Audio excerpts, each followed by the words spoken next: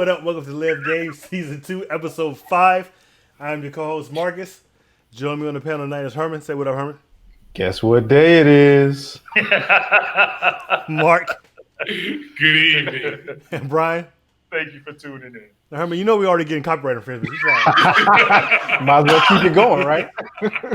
This show may not be on the air much longer. Or under a different name. Yeah, it might be delayed game 2 next week.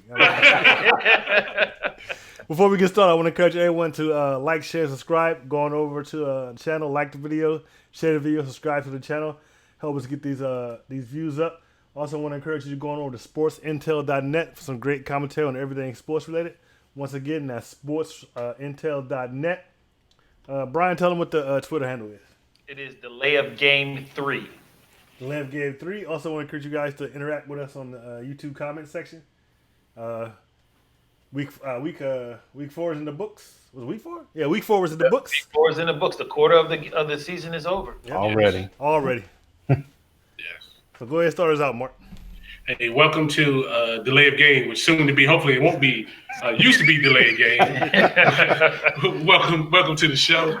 We had a good week here. Get into our picks for last week, week 4. First game we had was a Thursday night game, the Philadelphia Eagles against the Green Bay Packers. Marcus, I'll let you start us off with it. What you got? I picked the Packers. That game was I did not expect that game to go away. It did. It seemed like the Packers reverted back to what they used to be. You know, depending too much on Aaron Rodgers, no defense. The Eagles seemed like they reverted back to what they used to be. High scoring a lot of points. It was a great game, a lot of back and forth, and I picked the Packers, but I definitely didn't expect the Eagles to go in there and win. And it's for all the hype of Green Bay's defense the last 3 weeks, they didn't seem to show up on Thursday night. Okay. Herman, who did you have? Yeah, I'm with Marcus. I went with the Packers. Didn't expect to see Philadelphia do what they did. They ran the ball. And, I mean, I don't know if I want to say they exposed the Packers defense, but they ran all up and down the field, on them. And Philly still had Deshaun Jackson out. You know what I mean? And it's kind of scary. Hate to say it, but Philadelphia is playing, scary football considering they're not healthy right now. But everybody's buying into the coaching, and they believe in that, in what they're doing. And the Packers, just like Marcus said, they relied on Aaron Rodgers too much. The defense kind of fell apart, and Philly did that in their house. So it makes you stand up and pay attention to what the Eagles are doing. And also, I guess they had to run the ball when your wide receivers keep dropping passes like that. Yeah, that's true too. Yeah.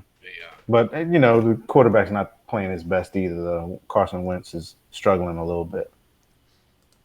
I'm gonna take the reins for this one.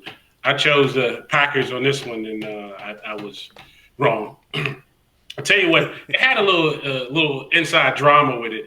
The Philly had a cornerback they just put in there from 2 days ago, undrafted free agent. His name was Craig James. You remember Craig James from the old Southern Method, from college, the running back? Yeah, he got Mike Leach fired. Yeah, that wasn't him. Oh, that wasn't. Anyway, he ended up having the tip ball that ended up leaving to the interception that ended the game for him. I thought that was interesting. You talk about the running game.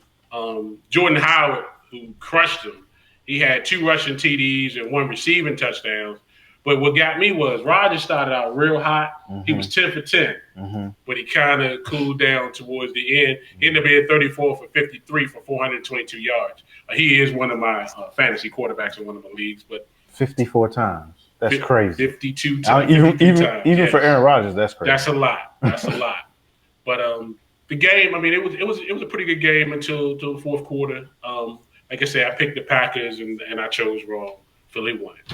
Brian, what you got? I was the only one that lone wolfed this one. I did pick Philadelphia. I'm not actually proud of this victory. I wanted Philly to get that butt whooped and go 0-3. But instead, they got the victory in. I was, like Herman and Marcus was talking about, shocked at how well Philly ran. against that so-called vaunted defense that the Packers put on the field. And Carson Wentz really didn't have to do a lot in this game.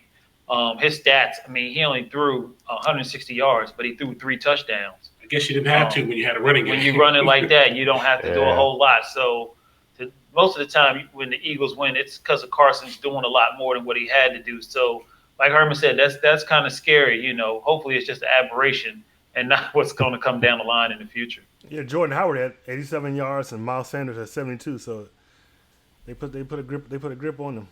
Mm-hmm. Yeah, they definitely did. And the time possession. Yep, they control the ball most of the time. Well, at least the highlights. Maybe Aaron Rodgers is back this season. Those first 2 games he didn't do too much, so maybe now he's back. Yeah, and I thought the Packers in the beginning of that game, I thought they gonna have this game under control, but Philly took their time, worked their way back in, then took the lead. All right, moving on to the next game we had. We got the Bills and the Buffalo Bills and the New England Patriots.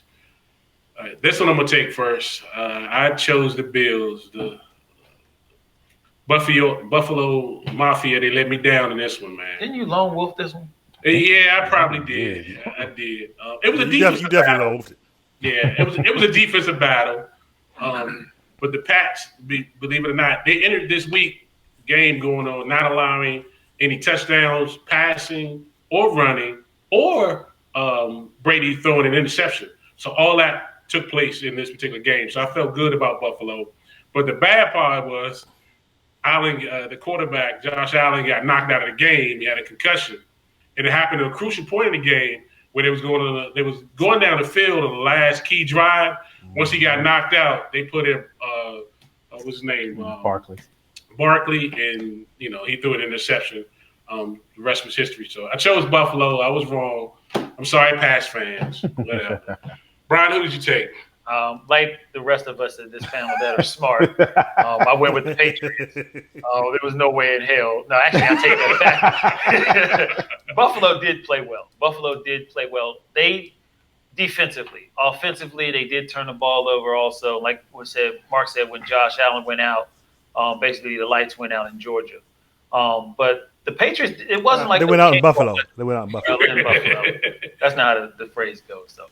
But they were, it wasn't like no cakewalk. Brady didn't look Brady-esque. The defense of the Patriots is something to be reckoned with. They are serious. Like Mark said before, they didn't even let nobody score a touchdown. That was like the first touchdown that they allowed. So if it's not the offense of this pass that you got to worry about, it's that defense. Herman, who did you take? Yeah, I went with the Patriots.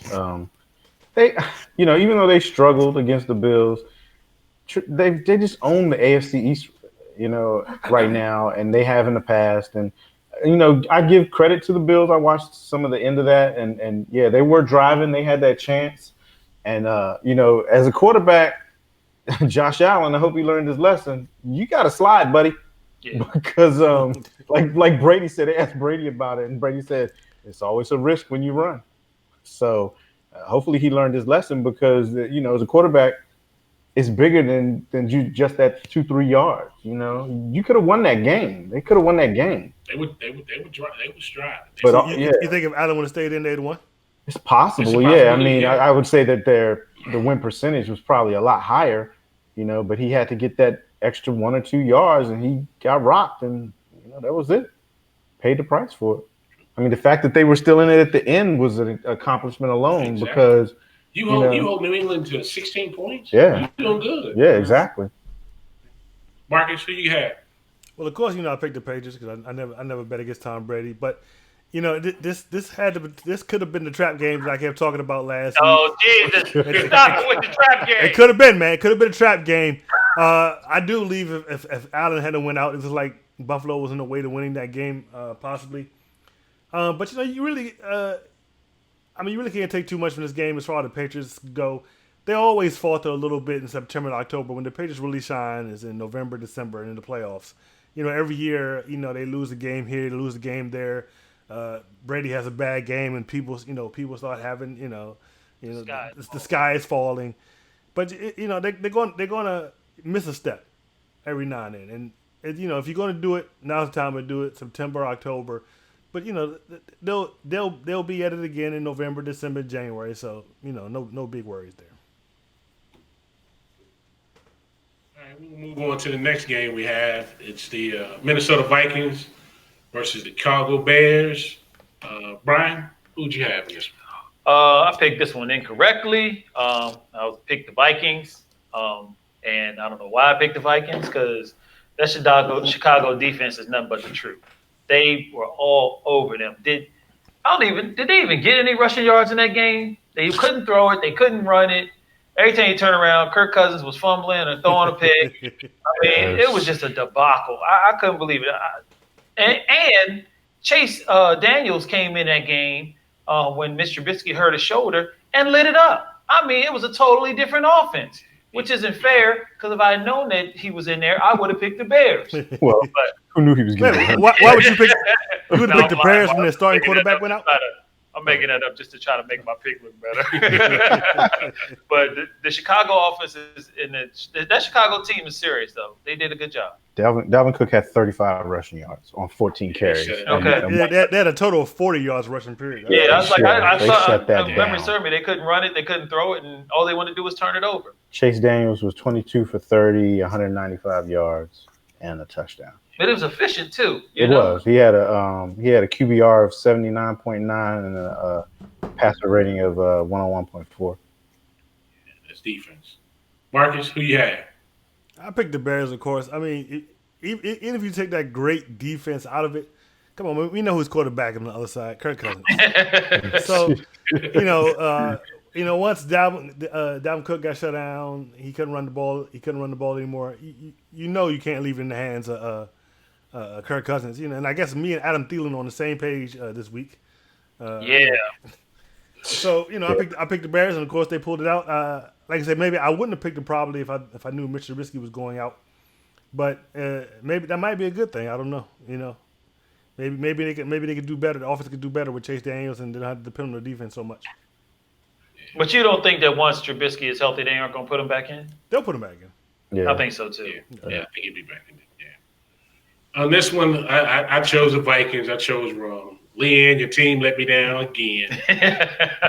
Trubisky got knocked out in the first possession that they had. So it was like right off the break, he was gone.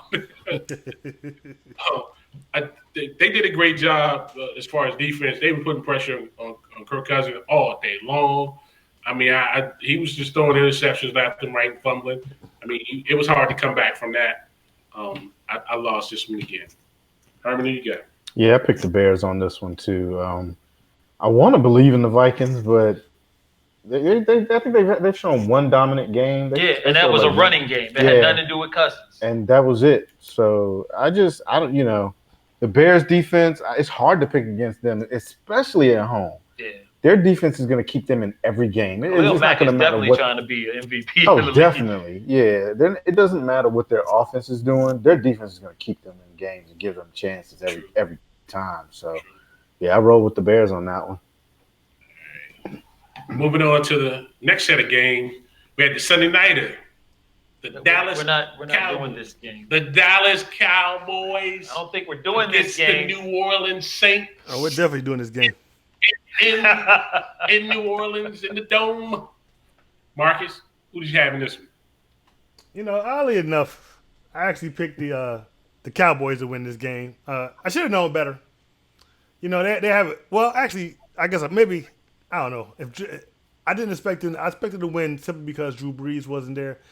I wasn't expecting for them to go out there and the offense to get shut down like that, and for Teddy Bridgewater, he didn't do anything spectacular, but he managed the game, kept him in there, and they shut down Zeke. And what did we say last year? If Zeke don't eat, the Cowboys don't win. So for all that hype about Dak Prescott and all he's done so far this year, the Cowboys are still Zeke's team, like I've been saying. And without Zeke, they're just like the Rams. Without Gurley, Goff is nothing. Without Zeke, Prescott is nothing. So I shouldn't have picked them. This is the last time this year I picked the Cowboys. Whatever. Cowboys. Marcus, along with you, I chose the Cowboys too. And this might be the last time I'm taking the Cowboys. We don't need your sticking picks. Y'all the reason why we lost. Y'all jinxed us with your picks. Right. I took the Cowboys. They lost it. But a couple of things in this game that was kind of interesting. Witten had to fumble in the second quarter. That kind of got him a little rattled. Right before the half, they had a fourth. Saints had a fourth and one defensive drive to stop their drive, which I think took a little momentum away from them. But right Zeke before fumbled half, on that was the play. Zeke fumbled. No, that was the yeah. phantom fumble. Yeah. Right. Yes. Right. Even though your elbow's down and you still have the ball, you fumble. But whatever. But give them credit. They came back fighting the second half. They came out because you guys took the lead at one point in the second half. But then the end, New Orleans came up with that interception at the last Hail Mary, which everything was sealed. It was done by that point. So I took the Cowboys and I chose wrong. Just for the record, the fifth Beatle has chimed in. He's saying, "No Zeke, no win." Tell him to turn it Tell off. him to go back to work. Go do something else, okay? Brian, who you got? I'm boycotting. No, I picked the Cowboys. Of course he did. Of course, I'm not going to not pick the Cowboys. Cowboys should have won this game. The Saints did a dynamite job to shut Zeke down, and not only that, they shut Amari Cooper down. Oh yeah, they did. They definitely shut him down. And without Gallup or any other wide receiver coming through, we tried to go to the tight ends. Play calling was questionable. The middle of the field was pretty much open a lot that game. We didn't really attack that. The two turnovers were crucial. The first one was an awesome play by the Saints defensive player to get that ball out of Witten's hand. That was awesome because that was a nice play down the field, giving the Cowboys momentum. Every time the Cowboys tried to get some type of momentum to get up by a couple scores, the Saints would do something to shut that down, and the crowd never left that game. Even the last drive, the crowd was just as loud as it was in the beginning of it. It's very tough to win down there in New Orleans, but we should have won that game. Nonetheless, we take this loss, and we move on. Herman, wrap us up with it. Oh yeah, of course I picked the Cowboys also. I expected to see a lot more creativity on offense. The Saints came in and said that they were going to try to take Zeke out of the game, and which was fine. I think that you know they could have done that, but offensively, for the play calling was a little bit questionable. Things just fell into place. I think for the Saints, you know, the turnovers. You can't turn the ball over on the road. You can't turn the ball over at home. So you really can't turn the ball over on the road, let alone in New Orleans, where it is one of the hardest places to play. So, you know, you got to take care of the ball. One was a straight up fumble. The other, it was questionable. You know, when they ruled it a fumble on the field, you kind of knew that they weren't going to, you know, they was going to stick with that. We're going to talk about instant replay a little bit later with some stuff. But, you know, it was, I don't even going to say that the Cowboys was reading their own press clippings or whatever. It just was no creativity. It looked like last year's offense for especially banging it right up the middle. Yeah. You know, no jet sweeps or nothing. I mean, where was Pollard? Pollard never got a carry. Like I don't even understand that. So they finally played They finally played a good team. That's what happened. Yeah, but Pollard's supposed to be the Kamara of our team. We never even used. It's not even about if you play a good team. What it is he didn't touch the ball. Right. Where was his? He played as much as Drew Brees. Right. We were never down by more than. And that's the other thing, real quick. Why they keep showing that fool on the sidelines through the whole damn game? Yeah, that joke got on my last. He's the face of the NFL. Yeah, but still, listen. Oh, look, he's sticking his thumb. Yeah. I don't care. What's the game for?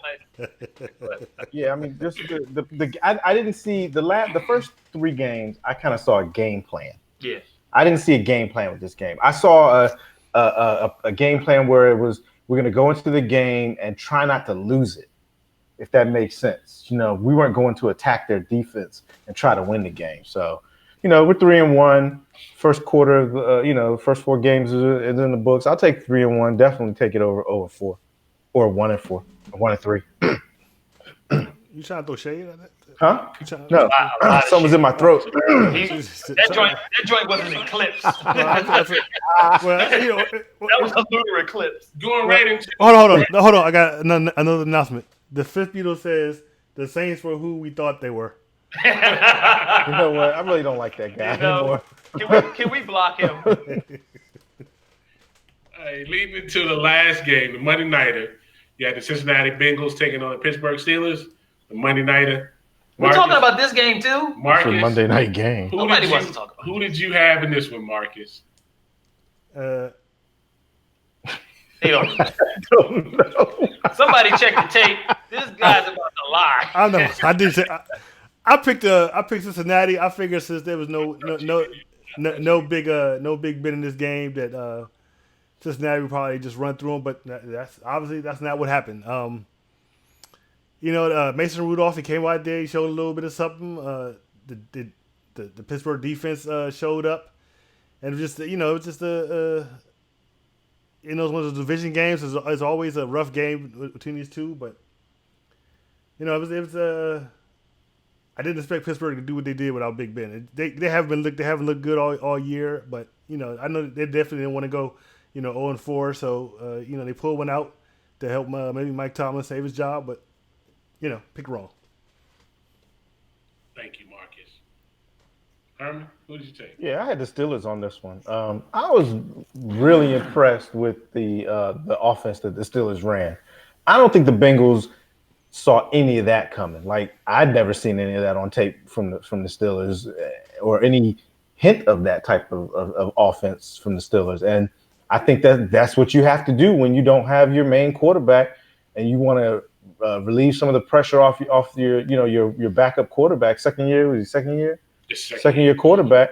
You do what the Steelers did. You get creative on offense. Sometimes winning the game is about your game plan. You know what I mean? So I was hats off to the Steelers. I was very impressed. And I don't think Tomlin is on the hot seat. I don't know why everybody keeps saying that. He's lost like three top players in the NFL in the last 3 years. So you check his Monday night record. It's decent. It's good. Brian, who'd you take? I can't read my handwriting, so I don't remember. No, I picked the Bengals. I can tell you what it said. I sipped that Kool-Aid of that number 2 passing offense and how bad Pittsburgh had played the following weeks prior to this game. But like Herman said, Tomlin was then the offense was like, it's whatever. We're both 0-3 at the time. No hold bars. We're letting everything go. Whatever we got to do, all our trick plays, let's put it out there on tape and let's just get this win. And they came out there and did it. I mean, the game was somewhat competitive, I guess, until halftime. After halftime, by the third quarter, I was like, well, time to go to bed. I'll watch the rest of this game on the highlights. But, I mean, they didn't ask Mason Rudolph to do too much. All of a sudden, the running game kind of came out with the combos that the two Steelers running backs were doing. It was refreshing, actually, to see Pittsburgh be like Pittsburgh. And I'll finish this up. What'd you say we're going to the next one? I chose the Steelers, and they were victorious. It didn't start out that way. I was really worried.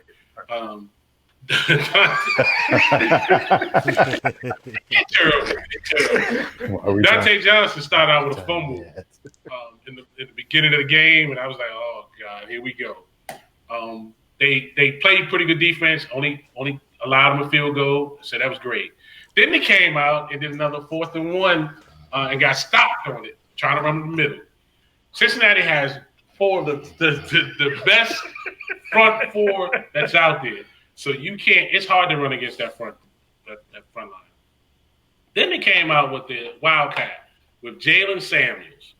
That little he played a little bit of Wildcat when he was at NC State. I don't know if you remember that, Marcus, but he had the little pop passes and they were rolling. When they had him going side to side, that was it. They had him, and it made Rudolph feel a lot more comfortable.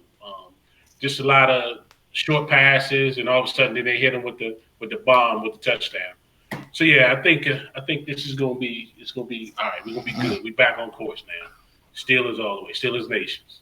except for like the gimmicky plays, they kind of feel like they took a page out of the Saints playbook where they're doing kind of sort of, but Bridgewater. we're supposed to talk about they that. had to get him something. They had to give him something about creative. that. Yeah. During our we'll get into stuff. the trick plays and the dink and dunks in a short while here. All right. So a couple of hot topics we have for this week. First of all, records. Yeah. How do we do? I went 2-3. Shut up. I went 1-4. Dang. Good Lord. 3-2. 2-3. 2-3. Okay. I think Herman is leading for the for the record. Pretty much. You know what? I'm sorry. That's 3-2. I went 3-2. 3-2. You sure about that, Mark? You have no credibility. You don't write anything down. I'm writing it down this week. Couple of hot topics we can get into for this week. A lot of the calls, we had a couple of pass interference calls, and none of those calls have been overturned so far. What's your take on that? They're scared to do it. That's what I think. No, and I don't think they don't want this rule to be some type of, I'm gonna just quick come get this first down. Oh, yeah, he barely touched him. I mean, they said it has to be blatant and obvious. If it's not blatant and obvious, they are not turning that over. Well, if it was blatant and obvious, wouldn't they have called it in the first place? Well, no, but there was they one missed it.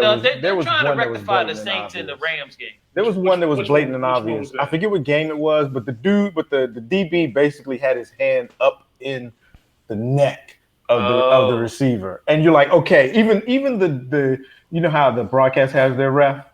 Even the ref on the broadcast said, okay, this is the one. They're going to turn this over. And that ref came right out there and was like, the play stands is called. And they were like, what? And he's like, I don't know about that one. But there's been a couple. But nobody wants to make the call. They don't want to be the bad guy.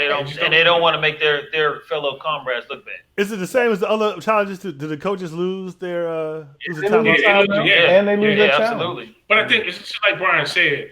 I think as official, you don't want to be the one to overturn a fellow official's call. I think that's what they're worried about.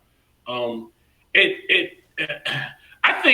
honestly think the league that just folded, they had a great plan in place. They had a judge in the skybox where everything they even interviewed, or they had it live tape going on while they was reviewing the film. So they was going everything, telling you, well, this looks like this, look at that. So everything was transparent. You didn't have to wonder. You knew what they were looking at. I think if the NFL adopts that type of concept, I think it'll be great. It'll work great. But I don't know. Here's another thing. They created another problem with trying to correct the problem. Right. That's what we have. I think the only reason that rule is there, I mean, except for the one that Herman had, is it has to be ridiculously obvious. Like you would have to tackle a receiver, and that's the only way, because there's no justification not to overturn it at that point. But still, my whole point is that if it's that obvious, why wouldn't it be called in the first place? Just like the Saints game, right? They missed it. They missed it. So now it gives them an opportunity to try to fix it right. Now there was a offensive pass interference in the Steelers game, where the wide receiver had his hand on the DB, but it was really hard. You look at one angle, it was hard to see if he'd extended. You look at another angle, it just seemed like he just had it on there for leverage. Yeah, but that's the whole point of replay. The problem is that he had it on there. If he never had it on it, I don't think they would have called anything. They hand fight, though, all the time. They always, for some reason, now all of a sudden, the refs are on offensive pass interference. Yeah. So now all of a sudden, you're seeing this crazy little, it's ticky-tack. They're hand fighting the defender, but they're getting called for pass interference, offensive pass interference. And it's kind of crazy. It's like, what? They don't know what to do with pass interference right now. You know, cluster. I think this will probably disappear quietly. Oh, it's gone. It's gone next year. This is just a trial. Yeah, this is a trial for 1 year. Just a 1 year trial? Yeah, this is just a 1 year trial. It won't be there next year. No, it won't, and it's no point in it, because if I'm a coach, in all honesty, like Brian said, unless it's so blatant and obvious that you have to overturn it, and I'm not throwing the flag. Yeah, why risk losing your timeout? We were chatting about it when we was watching the games. They ain't overturning that. It was I think Darian texted me just now. He said Randall Cobb on that slant route. Yeah, there was a pass. There was one on Amari. Yeah, they call OP on him twice. Yeah, they do it to be called an OPR a lot this year. Yeah, On offense, it's kind of crazy. Yeah. So I mean, it's like, but you could always say there was illegal contact because illegal contact is basically anywhere after 5 yards. Yeah. True. It's illegal contact on every play. Yeah. When you But think they used about to. it. I mean, I don't know. Like last year, it seemed like like I said, the hand fighting. They kind of let that go. I mean, if you knock somebody, dude, that's different. But this is getting a little too much, and it's slowing down the game. That and hold it. Good lord. Some of these games are taking 3 or 4 hours long forever. But yeah, I mean, they try to put an emphasis on it. I think. Yeah. All right. Next hot topic we have Vontae Burfict suspended for the remainder of the year. We can't show that here, can we? Well We're deserved. in trouble. No, we can't show that no more. Is it justified? Yes. Oh, definitely. I think so. Definitely. He's always been notoriously one of the worst, one of the dirtiest players in the league his whole career. Yeah. The Bengals used to coddle to him, but he's been suspended multiple times for these type of hits. I think it's like this is 13th offense. I think I read somewhere where they actually warned him beginning of the season that if he got any more, Yeah, they did say that. Anymore that they were going to do this. So they forewarned him. Yeah. The bad part is that the receiver was basically on his knees and down. Yeah. For him to come in with a forearm, it was forearm, blatant. man. It was blatant. It was blatant. He deliberately. The sad thing is that the coaches, and you hear people talk about him, the dude is like one of the smartest NFL, Yeah, one of the smartest players in the NFL. Very intelligent, but just can't control his. Do you think he's dirty? Is just over aggression? Oh yeah, I think he just can't control himself. I think I think he's dirty.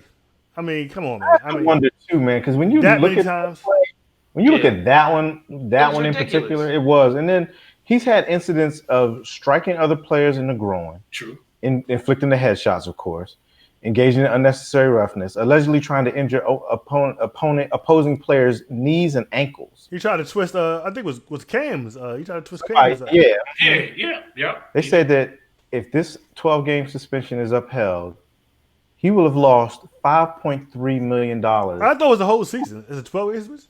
We're however saying much it's is total left. over the years. Over the rest of but this $5.3 million over his career, he would have lost $5.3 million off of suspension. That's crazy. Jesus. You think they'll let him back in? Yeah. I think they need to make an example. Yeah, I think they'll let him back in. I don't think they should. I don't think he should either. But then again, I mean, like it's I don't know, people get suspended for drugs because that's a disease kind of. This dude is. I mean, he is the epitome of what the NFL is trying to get away from.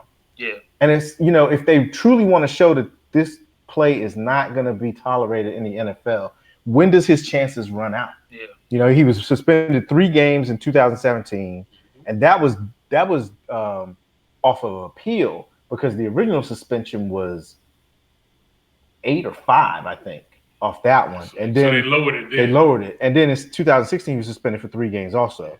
And in 4 games, he was suspended for PEDs. And kind of throw that out. But when did his chances stop? 2018, last year, was he suspended? I thought he was suspended last That year, was too. PEDs. Oh, that's PEDs? Okay. Not for this. That wasn't for the But hits. for the NFL to emphasize so much on safety, Yeah. they have to. They have have- to yeah. emphasize that. Maybe he got that steroid rage. Maybe You that's don't think the example of suspending him for the whole season isn't enough? No, you It can't may let not him be. back. It may I not don't be. think you let him. I mean, I mean, forget about ending somebody's career. You could definitely end their quality of life. Yeah. True. You know And what I'm saying? He ruined AB. Yeah. Amazing. Yeah. That's not funny. Y'all stop laughing. But it very well could be true. But that's just they gotta make an example, I think, and he stands out the most. Nobody else is doing this. Yeah. I mean, back in the day, there was a bunch of them, but now Yeah. I can't really think of too many people that are known for being dirty. No, you can't. I think the last one I remember is that guy from he played for Denver and Oakland, the linebacker. I forget his name though. Talking about Bill Robin. Bill Romanowski. Yeah. Oh, yeah. He was You racist. could do that stuff back then. Anyway, the next hot topic: the Washington Redskins have a dilemma. We don't need to talk about that. Absolutely, we need to talk about it. Where's the fifth Beatle? Get on this subject. Do they put the young Haskins in there, or do you go to Colt McCoy? What's your take on this? Well, I think they go with McCoy. Haskins, all the NFL experts have already said Haskins really isn't ready. He got in there. If you truly want to develop this kid, you can't put him behind that line.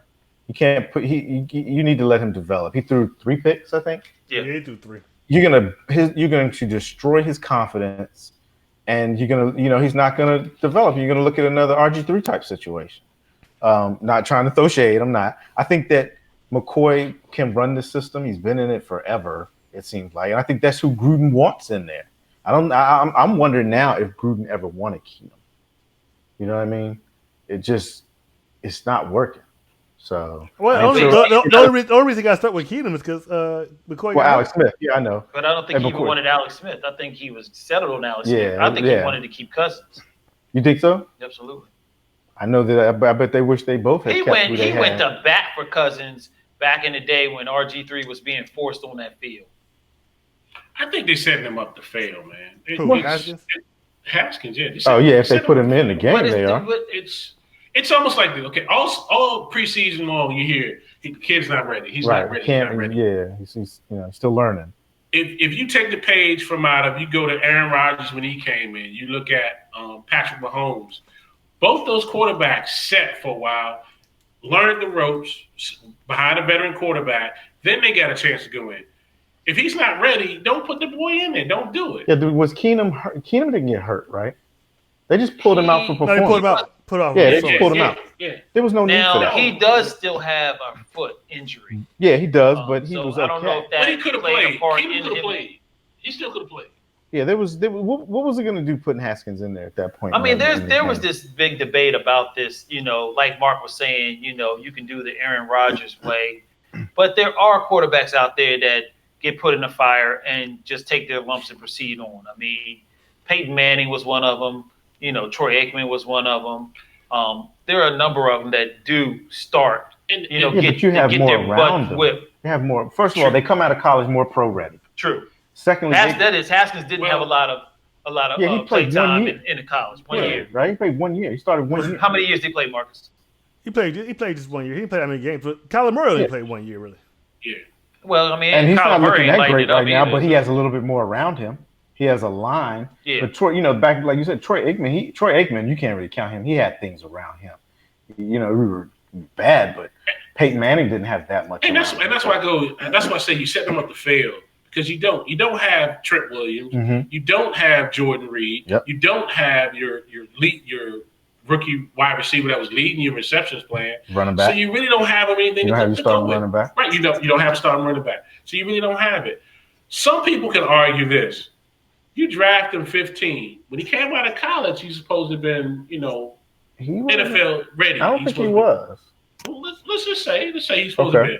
Shouldn't he be able to step in and contribute as a rookie? Shouldn't he be able to start? Well, yeah, if you're truly drafted that high. He doesn't have enough pieces around him, man. That's the thing. Yeah. Especially when you don't have the offensive tackle. Yeah. I mean, you got bits and pieces, and then Gruden won't call plays to try to help the quarterback. And that's what it is. They won't lean on that running back they got sitting back there that's dying to run the ball. So you're trying to fit a square peg in a round hole. So a lot of it comes on the coach. And it is. It's that old school mentality of coaches that say, we're going to run it the way that I want it run. We're not going to do what's conducive to how the quarterback can play, his skills. Marcus, you haven't been paying attention to the fifth Beatle either. He's made a lot of comments. Well, y'all keep running your damn mouth, okay? You gotta get in where you fit in, buddy.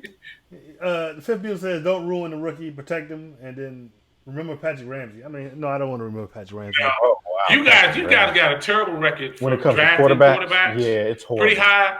All of them, none of them really turned out. At the end of the day, it doesn't matter. It wouldn't matter if Jesus Christ was quarterback in the Redskins at this point. You can't. He can turn water into wine. He can heal the sick, but he can't get no wins on that in that column for the win column. And Gruden put Haskins in that game because he know his job was on the line. That's the only reason. That's to appease the fans, and it's probably what Snyder wants. And no, you definitely should not start him against the New England Patriots. I mean, he won't. Last thing I say, if you're gonna put the kid in there, I would wait until after the bye. After New England, Miami. Way down the line. Yeah, you should put him in against Miami. Put him in against Miami. Yeah. Oh, well, not next but week, after yeah. the bye, definitely after the bye.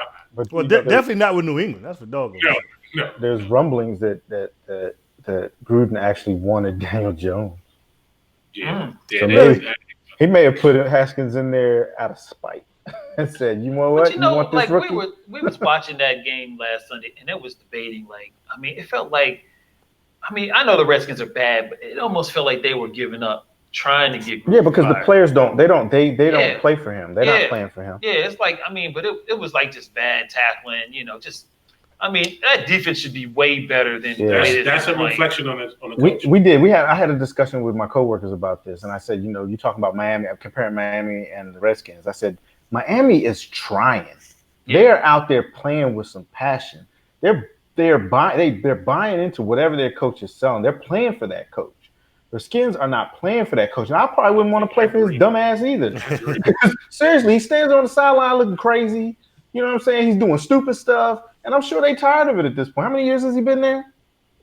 6, 7. 6 years, something like that. Yeah, man. I see why the players are Well, quitting. he's probably miserable. He probably doesn't want to be there either. He's miserable too. He just wants. You might be right. But I don't think he just wants to be gone as well, huh? I don't think he gets fired. I think Of course, he's getting fired. He's absolutely getting You fired. have to. I mean, at some I point, give listen. you 2 odds We're on that talking You would have Dan Snyder. I give you Okay. 2 odds. Okay, listen. You gotta do something. Hey, okay, that money in that game against the Bears, there were way more Bears. Now I can understand. Listen to this. Wait. I'm gonna tell you this. I'm talking to a Redskins fan. Y'all assume that Daniel Snyder cares about winning. He's making money. Oh yeah, the Redskins are what? So, $1 billion, $2 billion. Yes, he's making money. So don't assume that he cares about winning.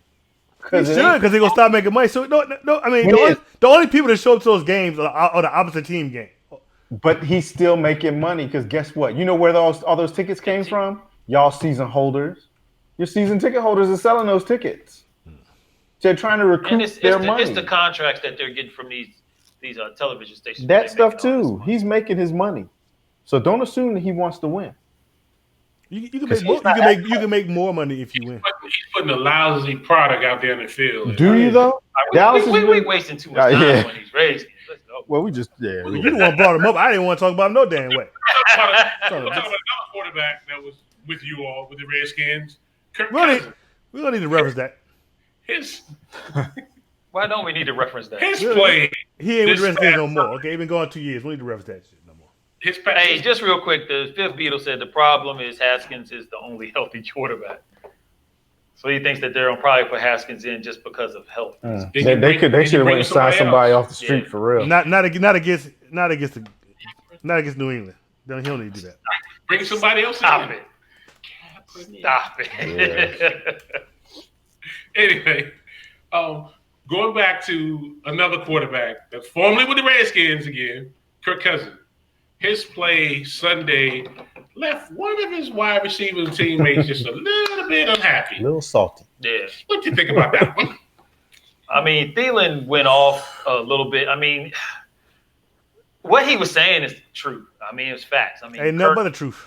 Kirk is what was it, 89 million? Was they on the 89 million man? Something like that, yeah. I mean, not even close to what Case Keenum did for them. I mean, which is really sad, on the level he is. But I don't know what is wrong with Kirk. I mean, I thought it was a good pick when they drafted him. I mean, I thought they paid a little too much, but I thought that he would be the last. You mean when they signed him? When they signed him, because I mean, they had the defense, they had the running game. All they needed was somebody, and Kirk was out there, previously playing basically by himself, just making stuff happen. So I was like, this is a no-brainer. A little too much money, but go ahead and sign him and win a Super Bowl. But I mean, Thielen's fantasy numbers are terrible this year. Yeah. The last 2 years, I mean, he was just every time he turned around, he was in the end zone, 100 yards and everything. So I understand his pain. I know there was Kirk Cousins wasn't so critical of himself until he watched the film. Once he watched the film, and there was a couple plays where Thielen was wide open and he did not look his way. Kirk Cousins apologized later and was like, you know what, man, you're right. I got to do a better job. I mean, what is the problem? It's like, I mean, I'm not going to say that Kirk Cousins was this great quarterback, but he was a serviceable quarterback. He was decent. He was decent as far as managing good. the game. He's a good quarterback. He was a good quarterback. I'm not going to say, service was probably not enough. He was a good quarterback. Yeah. And so is it the system? He's not clutch. He's never been clutch. It's not about being clutch. You only have to be clutch when your team. When your team is losing. He has a history of doing interceptions. He has a history of fumbling. I mean, see the way you alleviate that or you avert it is that you put him in. You have him make high percentage throws. Just and you don't risk. You don't have him risk. You have him manage the game. If Kirk Cousins was on the Saints, would they do as well as they did with Bridgewater? No. I think they would. I think they actually probably be a little bit better. I don't think so. I think we back to that trying to fit.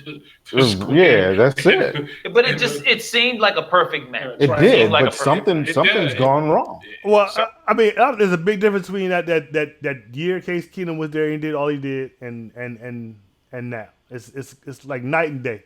Yeah, they went from a playoff team to they didn't even make the playoffs last year, right? No. So they went from a deep in the playoff, a deep playoff team to not even making the playoffs. But it's crazy because Kirk Cousins, just numbers wise, he had so much better numbers with the Redskins, a team that wasn't as good as what the Vikings had. With a terrible offensive line. Yes, and it's like, how do you go from that to this? So something's broke with the system. There's expectations now, and he's folded. That's all. Maybe it is the system. Maybe it was the system that he was running. That with the Skins was good, and this system that he's in now Well, when they fire Gruden next year, they can bring in him as Minnesota's OC. That's what they can do. The fifth Beatle says Kirk is having a twofold problem: the line and play calling.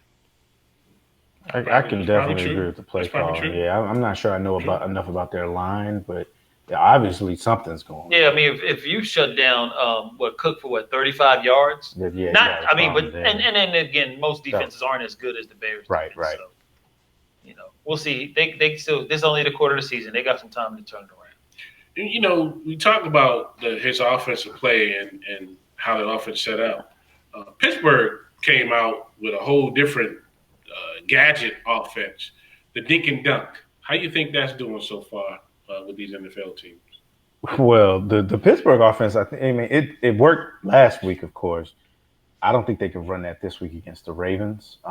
You can throw that in a little bit. I mean, they were kind of relying on it on Monday. That's not going to work against the Ravens, I don't think. So I think that the key for Pittsburgh is going to be to keep teams off balance with whatever they do. They need to throw stuff at teams that they've never seen.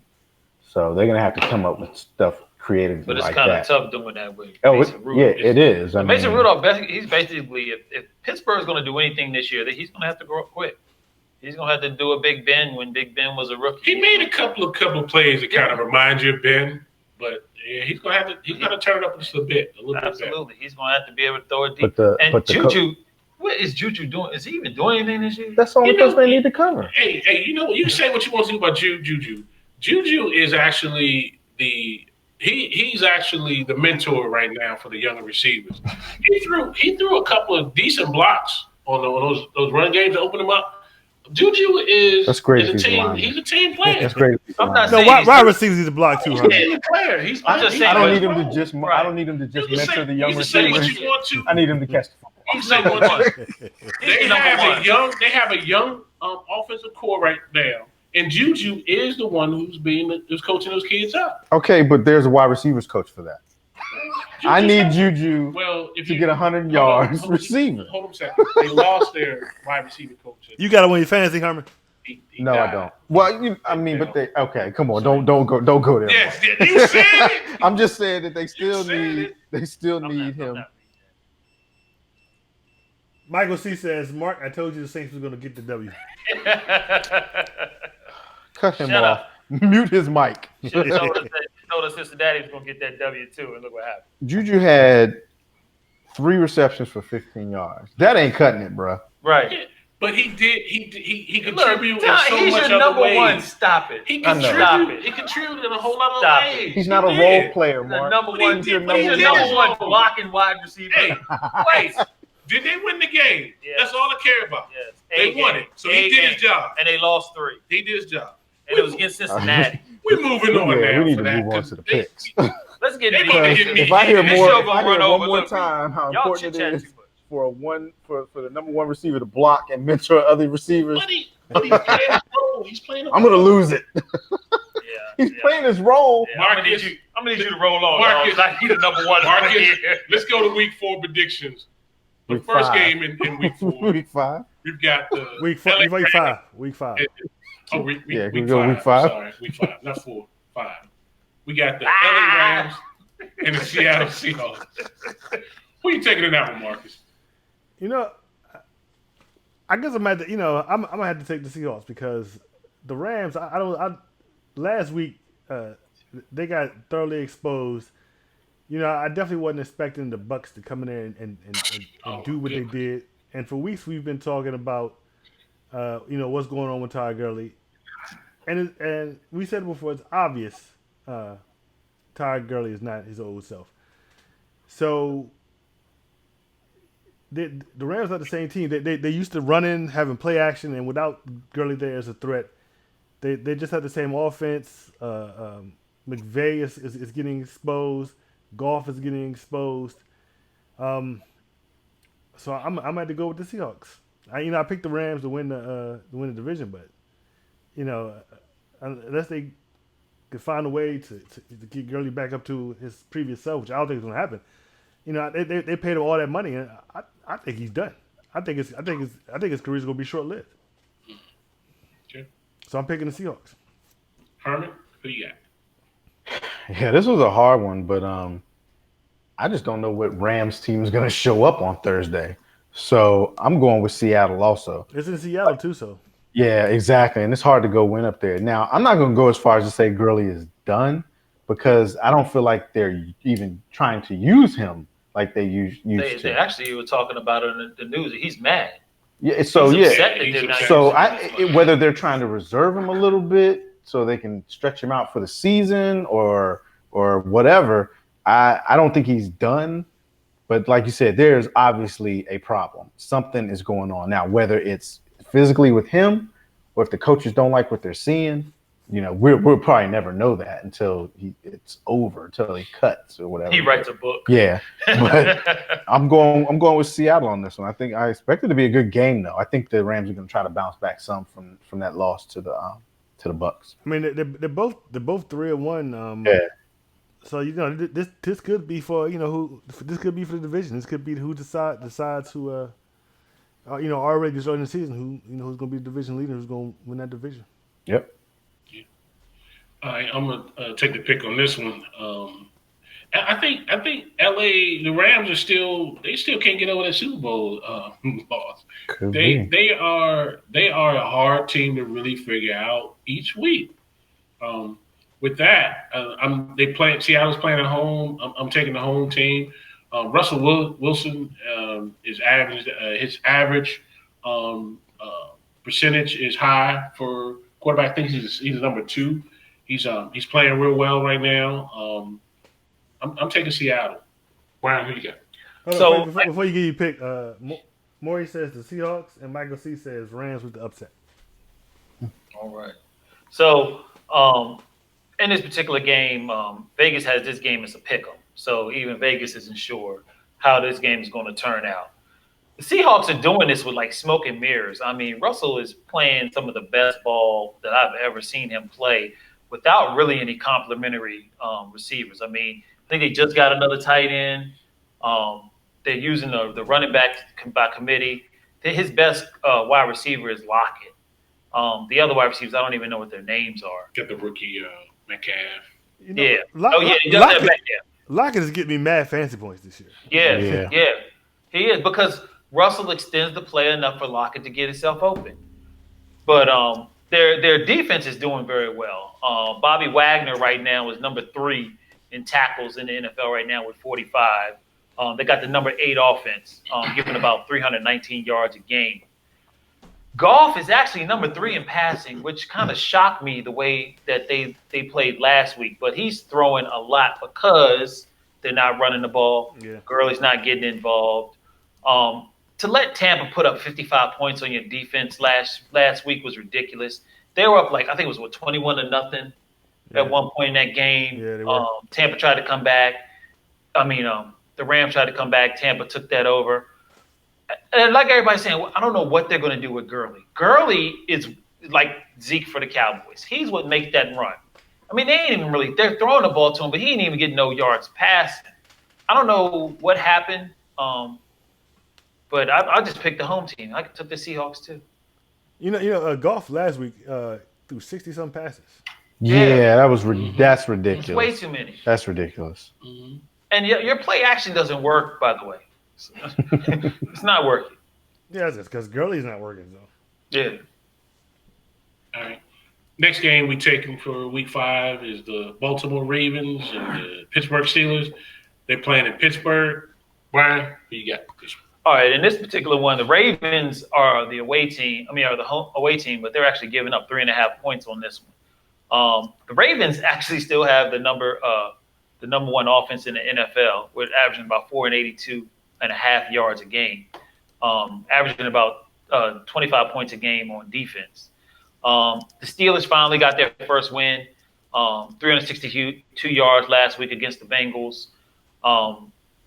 I need to see more from Pittsburgh before I think that they are in the same category with the Ravens. The Ravens have been very explosive. That offense has been very difficult to stop. Their quarterback is like number 1 or number 2 right now in touchdowns. I think he might be tied for number 1 with like 10. Give me the Ravens. All right. This one, you can take the records and throw them out the window as far as they're concerned.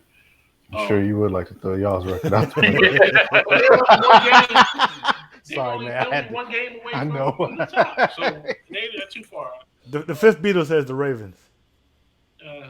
We don't care about that. I'm taking. Real quick, you missed that, Mark. Mike said the Rams with the upset. I said that. Marcus Did said you? that, yeah. You missed it, Holly. Sorry. What show was Brian on? I'm taking the Steelers. They're going 2. They're going 2 and 3 on this one. I'm taking the Steelers. Herman, we got. I'm going with the road team. I'm going to take the Ravens. I kind of feel like Brian. I need to see a little bit more. I was impressed with what y'all did against Cincinnati, but I just feel like that's not going to work against the Ravens. So I would expect to see a completely different offense from the Steelers. And especially when the Ravens got embarrassed by Cleveland last year. Yeah, they're not gonna let that happen again. So yeah, I'm going with the Ravens. Marcus, we got. It's like we live in the bizarre world. The Ravens have the the first ranked offense and the 27th ranked defense. Wow. that don't even sound right when you talk about the Baltimore Ravens. But the Ravens, they've lost 2 in a row. But I think they're the jewel of this division. I think they're probably going to win the division. So much as the Steelers need this game, they're not really going to do anything if they make it to the playoffs anyway. Not without Big Ben. So I'm gonna go with the Ravens. I'm all in on Lamar. So you feel like the Browns are not the best team in the division right now the way they handled the Ravens? The Browns have to show me more. You They have one. put up 40. You have one good game. You have one good game, but you look like garbage every week before that. I need consistency. I need consistency. And so, even though the Ravens they started out strong, they've looked bad the last 2 weeks. I still have a lot more faith in them right now than I do the Browns. So, I think the Ravens are the Ravens are the team to beat in that division. All right, so everybody, let's be quiet and let's hear Mark. How? Ow! Steelers. That's for them. Why? What's your reasoning behind that? How are the Steelers going to win this game? How they gonna do it? Yeah. Defense. Ain't that much defense in the world. I'm sorry. Seriously, how are they going to win this game? Defense. The Ravens got one of those too. Defense. It don't matter. So what's the score? Against the first-rate offense? 21-20. You saying 21-20. okay? The Steelers are ranked 29th in rushing. That's just terrible. That's just horrible. That's cool. Yeah, and I drafted. They are studying and looking at what Cincinnati. While the Ravens are ranked first. See. In rushing. Hey man, he said it. It's in the books. Let's keep it moving. Yeah. Next game we got the Green Bay Packers going to Texas playing the Dallas Cowboys. I'm gonna take the first one. Calling this one. Packers in Green Bay. I think they. Well, I'm saying when they don't play in Green Bay, I think they don't play too well outside of Green Bay. This was a tough choice for me, but I'm actually taking the Cowboys on this one. Did you just say you weren't gonna take them? You gonna pick them no more? Yeah, but I don't. Like 40 minutes ago. I think he's trying to jinx us. I think Cowboys bounced back from that loss in New Orleans. They showed a lot. They still show me a lot. That they got something more than what they've been showing here. So I'm taking the Cowboys over the Packers on this one. Marcus, who you got? This game is in Dallas. Yes. Hey. Just say it. I'm gonna take the Cowboys. Oh my God, y'all are killing me. The Packers. Even though it looked like Aaron Rodgers is back, this is in. I'm not 100% in on them. This is in Dallas. That's probably the reason I'm taking. It's a home game. Like I said, if Zeke gets to eat, it all depends on Zeke. If Zeke gets to eat, then they'll win this game. And I think Jordan ate for Philly. You don't think Zeke gonna eat? I don't know. Well, go ahead. We thought they would eat against the Saints. We didn't eat against the Saints. Well, actually, I did. Well, yeah. But go ahead. But since this game is, I like what you're saying. But since this game is in Dallas, and I think it's gonna be hyped. This is a very the Cowboys and the Packers always put on some great games, and I think there's a lot of bad blood there. So I think the Cowboys step up for this, and I'm gonna pick the Cowboys. Brian, what do you got? All right, so in this particular game, the Cowboys are giving up 3.5 by Vegas standards. The biggest problem with the Packers is their number one receiver is going to be out of this game. Adams is not going to play. That's another reason too. Didn't know that. Yeah, he's not going to play. And then like Marcus was saying, the Packers defense is 26 in rushing, giving up 142 a game. The only benefit that Green Bay has is they played on Thursday. So they did have a long time to focus in on this game. But the Cowboys still got the number 3 offense, number 5 in passing, and number 5 in rushing. The only thing that also hurts the Cowboys is Tyron Smith, their left tackle, is out of this game. So we're going to have to put in Fleming, who has a Super Bowl ring. Yeah. The only thing. No, go ahead. Sorry. The defense of the Cowboys is only allowing teams to average about 14 points a game. I just don't think that's enough points for the Packers to win. So, of course, Dallas will rebound from that wicked loss from the Saints and get back on top. And the Cowboys lead almost in every. They outrank the Packers in offense, defense, passing, rushing. It doesn't look like it's an even game at all. And, you ain't hit us with it in a trap game? No, I said just the out of the trap. The Patriots got a trap game this week. Yeah, no, they don't. No, they don't. The fifth Beatle says the fifth Beatle is picking the Cowboys. No, read what he said. He said, "Unfortunately, I must side with the Cowboys. I see them feeding Zeke." Right. Thank you. And he picked the Cowboys. That's what I said. He picked the Cowboys. He's smart. Him smart. Whatever. Herman, who you got? You know you gonna pick him. I don't even know why we. I will get up and walk out. After sitting here listening to y'all, I debated this game because I know how the Cowboys can do sometimes, and Green Bay is Aaron Rodgers is like our Achilles. Yeah, he is. He is like the Cowboys' Achilles. We can be riding high as can be. Do I hear trap game? Not trap game. You can be riding as high as can be, and Aaron Rodgers will bring you back down to, but that's the Aaron Rodgers of the past. And right now, that offense isn't doing that type of stuff. It's not going to be an easy game, but I am going with the Cowboys. I do expect to see Kellen Moore. I know you're watching. I do expect to see a better game plan this week, okay? If you need me to help you, give me a call, all right? And Gallup may start. And Gallup, yeah, that too. Gallup may be playing again. So I might have to put him back in my fantasy lineup. No, we don't want you getting them points. As long as I'm not playing. I know that joint drives me insane. But yep, got my Cowboys. Well, I'm number one in the league, by the way, right now. Yeah. Just because I slipped up. Well, you dropped to number 3, homie. Hey, 3? Hey, Marcus. For one loss? Marcus. Yes. It don't depend. It's not how you start out; it's how you finish. Yeah, he should know that. Regular season champion. Moving on. Let's get this show. We're gonna go in a whole other tirade. We got the Baltimore. I'm about to call them Baltimore Colts. Oh my goodness, Indianapolis Colts against the Kansas City Chiefs. They're playing in Kansas City. Man, I'm gonna take this one first. Man, Kansas City almost lost the game last week against Detroit. Yes. Almost only counts in hand grenades and nuclear missiles. You had a couple plays of What it, happened to horseshoes? but Mahomes put him on a late minute drive, got him down in territory. They scored a touchdown. They were victorious. Kansas City, man, playing in KC is like, I mean, it's loud. It's tough to place to win. I don't see the Colts going there and beating them. I'm going to take Kansas City. Marcus, who you got? I'm taking the Chiefs. The only thing is, but I guess it don't matter because it's the same thing last year. The Chiefs' defense is terrible. It's ranked 30th, but the number 2nd in offense, number 1 in passing, 20th in rushing.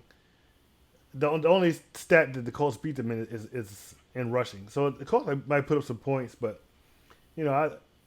it's in Kansas City. Right now the Chiefs are they're the crown jewel of the NFL. They're not beating the Chiefs. One thing I forgot to mention too, Chiefs getting some help on defense too. They got Mo Claiborne coming back. Seriously? For real? That's like saying Josh Norman is coming. Wow. I knew you was going to find it. Anyway, Herman, who you got in it? There's not a lot to talk about with this one. I'm going with the Chiefs. They're at home. Like you said, it's hard to play in Arrowhead, and I don't think that the Colts can put up numbers, against that offense the way that the Chiefs put up offense. Yeah, so I'm going with the Chiefs on that one. Brian, who you got? Yeah, this is going to be unanimous. The Chiefs are giving up 11 points in this game. So that's how strongly Vegas feels about this one. Like Marcus was saying, Mahomes is number 1 in passing with 1,510 yards, tied for number 1 in touchdowns with 10. And the Colts, even if they had a chance in this game, they have a lot of key injuries. Their running back, Mack, is out. Campbell is out. Of course, we all know T.Y. Hilton is not playing in this game. It's just too much. You got to be an attractant. You got to be able to score with Kansas City to be in this game. And the Colts just don't have the firepower to get involved with it. Your main quarterback retires, and your main running back is hurt. It's just too much. It's just too much. Give me the Chiefs. The fifth Beatle says the Chiefs. Jeez. Really? I think his wife picked that pick. So we're unanimous. All right, our last week game we got some Monday nighter. The Cleveland Browns going up to San Francisco, take on Johnny G. Herman. This is like the 4th primetime game. Johnny who?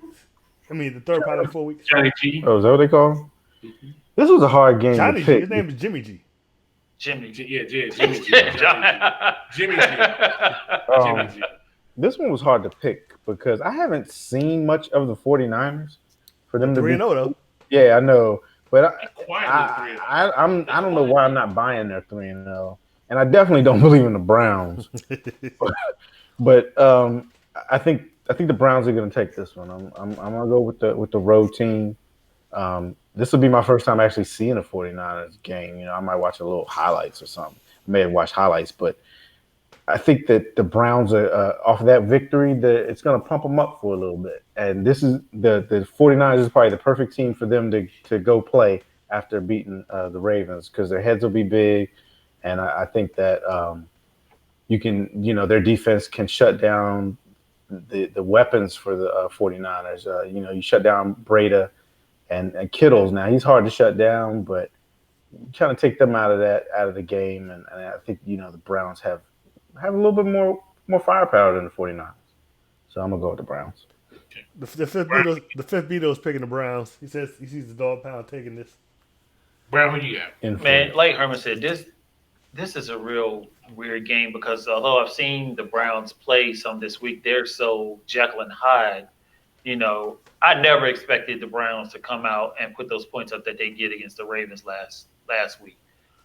Nick Chubb went off. I mean, like number 4 in rushing right now with 398 yards. Baker's number 7, but Baker has thrown 4 touchdowns and thrown 6 picks. So you don't know who you're getting. Right now, the Browns are actually giving up 3.5 in this game, even though the 49ers are undefeated. They average they're number 4 in the NFL and in offense and number 3 in defense, but they didn't play last week, so they've had a long time to focus on the Browns. But when it's all said and done, I just was really impressed with the way Nick Chubb played and took over. And if they can keep that running game going and keep Baker out of harm's way, they should walk away with a victory. Give me the Browns. Marcus, who you got? This is like you said, this is a tough game to pick because, like I said, I haven't really seen the 49ers do too much either. And Why don't you lone wolf it? I don't know. They're a quiet 3-0. Like I didn't even realize they were 3-0 until I looked this game up. I would like to say that the Browns are gonna put together 2 back-to-back stellar performances and go out there and put it on the 49ers. But since this game is San Francisco and they got to travel all the way to the West Coast, I think this would be a good game. But I'm gonna go ahead and pick the 49ers. We got to hear it. Woo! I didn't get my pick in yet. Oh, I'm sorry. Oh, that's a premature lone wolf. Yeah, hold that, Lou. Let me bring that back. I would close this by saying, Marcus, you're not going to be lone wolf in this one. I'm taking the Niners too on this one. Yeah, but you're taking it because you hate the Browns. Right. I do see it being a 3-way tie in the AFC North with Pittsburgh winning. That's going to make everybody 2-3. Not when the Ravens win. No, that's not Pittsburgh can't win if the Ravens win.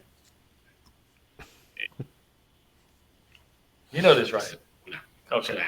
2-3 is going to be the 3-way tie in the NFC North. We're not talking about the NFC North. We're picking. Anyway, Marcus, I think that concludes us for the show. You can take us on out of here.